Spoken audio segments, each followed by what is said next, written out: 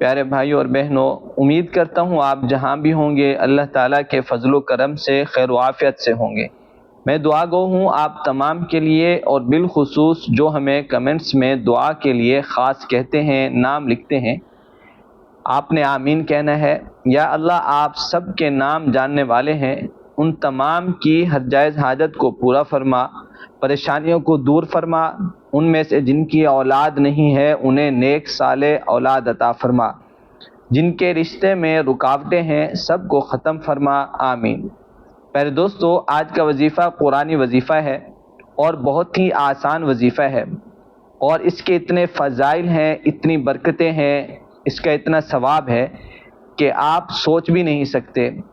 حضرت امام محمد ابن سیرین رحمۃ اللہ علیہ، جو کہ کسی تعارف کے محتاج نہیں، ائمہ معبرین میں سے بھی ہیں، آپ کے تقوی پرہیزگاری کا یہ عالم تھا کہ جب اذان کی آواز سنتے تو تھر تھر کانپنا شروع کر دیتے، اور جب کہیں بیٹھے ہوئے ہوتے اور موت کا تذکرہ ہوتا تو چہرہ پیلا پڑ جاتا، زرد پڑ جاتا، اور ایک دم خوف میں آ جاتے۔ اتنے متقی پرہیزگار، اللہ کے خوف کا یہ عالم تھا۔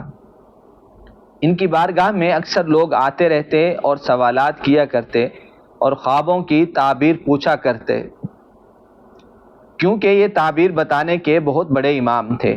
ایک شخص آیا، اس نے کہا، یا ابن سیرین، میرے ہاں بے اولادی ہے، آپ دعا کیجئے، کوئی وظیفہ بتائیے۔ فرمایا کہ استغفار کر۔ دوستو، یہ لفظ استغفار نہیں ہوتا بلکہ استغفار زیر کے ساتھ ہوتا ہے۔ تو پھر ایک دوسرا شخص آیا، کہا، یا ابن سیرین، میرا روزگار نہیں ہے، کوئی وظیفہ بتائیں۔ فرمایا کہ استغفار کر۔ ایک تیسرا آدمی آیا اور کہا، یا ابن سیرین، میرے یہاں بے برکتی ہے، آپ ایسا وظیفہ بتائیں کہ برکت آ جائے۔ فرمایا کہ استغفار کر۔ کوئی آیا کہ گھر میں سکون نہیں، لڑائیاں ہیں، ناچاکیاں ہیں۔ فرمایا کہ استغفار کر۔ ایک شخص آیا کہ کوئی وظیفہ بتائیے، اولاد نافرمان ہے۔ فرمایا استغفار کر۔ اسی طرح لوگ آتے رہے اور اپنے اپنے مسائل عرض کرتے رہے، سناتے رہے، سوالات کرتے رہے۔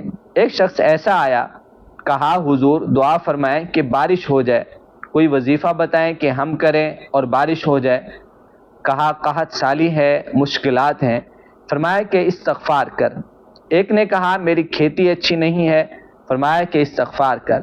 تو پیارے دوستو، جو خاص لوگ وہاں پر اس مجلس میں بیٹھے ہوئے تھے، انہوں نے بعد میں کہا کہ حضور کیا بات ہے۔ جو شخص بھی آیا اس نے اپنا اپنا ایک مسئلہ پیش کیا، اور آپ نے سب کو ایک ہی وظیفہ فرمایا کہ استغفار کر۔ اور یہ واقعہ اور ائمہ سے بھی منسوب ہے، اور امام محمد ابن سیرین رحمۃ اللہ علیہ سے بھی منسوب ہے۔ تو فرمایا کہ میں نہیں کہتا، میرا رب قرآن میں کہتا ہے، پارہ نمبر 29، سورت نوح، آیت نمبر 10، بسم اللہ الرحمن الرحیم، فَقُلْتُ اسْتَغْفِرُوا رَبَّكُمْ إِنَّهُ كَانَ غَفَّارًا، جس کا ترجمہ یہ ہے کہ میں نے کہا اپنے رب سے معافی مانگو۔ اچھا، ایک بندہ ایسا بھی آیا تھا، کہا، حضور بڑا گناہ گار ہوں، دعا کریں اللہ معاف کر دے۔ پیارے ناظرین، کتنا بڑا وظیفہ ہے، کتنا پرتاثیر عمل ہے۔ فَقُلْتُ اسْتَغْفِرُوا رَبَّكُمْ إِنَّهُ كَانَ غَفَّارًا، میں نے کہا معافی مانگو اپنے رب سے، بے شک وہ بڑا معاف فرمانے والا ہے۔ جب بندہ رب سے معافی مانگے گا تو اللہ معاف فرما دے گا۔ یرسل السماء علیکم مدرارا، سورت نوح، آیت نمبر 11، تم پر موسلا دھار بارشیں برسائے گا۔ نمبر 3، سورت نوح، آیت نمبر 12، وَيُمْدِدْكُمْ بِأَمْوَالٍ، تمہارے مالوں میں اضافہ فرمائے گا۔ اور آگے فرمایا، وَبَنِينَ، تمہارے اولادوں میں اضافہ فرمائے گا۔ دوستو، اب آپ توجہ کریں کہ کتنے ہو گئے۔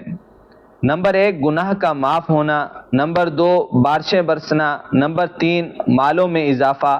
نمبر 4، اولاد میں اضافہ۔ نمبر 5، وَيَجْعَلْ لَكُمْ جَنَّاتٍ، اور تمہارے باغات ہرے بھرے فرمائے گا۔ نمبر 6، وَيَجْعَلْ لَكُمْ أَنْهَارًا، اور تمہارے لیے نہریں بنا دے گا۔ تو ناظرین، آپ دیکھیں کہ ایک وظیفے سے 6 فائدے مل رہے ہیں: گناہ معاف، قحط سالی ختم، بارشیں ہوں گی، مال میں اضافہ، اولاد میں اضافہ، باغات ہرے بھرے اور نہریں بنائے گا۔ تو آپ کم از کم ایک تسبیح 100 مرتبہ روزانہ معمول بنا لیں استغفار کی۔ جو بھی مسائل ہوں بس استغفار کو لازمی کر لیں، اپنے اوپر پڑھنا بہت ہی آسان ہے۔ استغفر اللہ و اتوب الیہ، استغفر اللہ و اتوب الیہ، یا پھر آپ یوں بھی پڑھ سکتے ہیں استغفر اللہ ربی من کل ذنب و اتوب الیہ، استغفر اللہ ربی من کل ذنب و اتوب الیہ، میں معافی مانگتا ہوں اپنے رب سے ہر گناہ سے اور میں توبہ کرتا ہوں اس سے۔ اللہ سے دعا ہے اللہ ہمیں عمل کرنے کی توفیق عطا فرمائے، اللہ ہم سب کا حامی و ناصر ہو۔ السلام علیکم ورحمۃ اللہ وبرکاتہ۔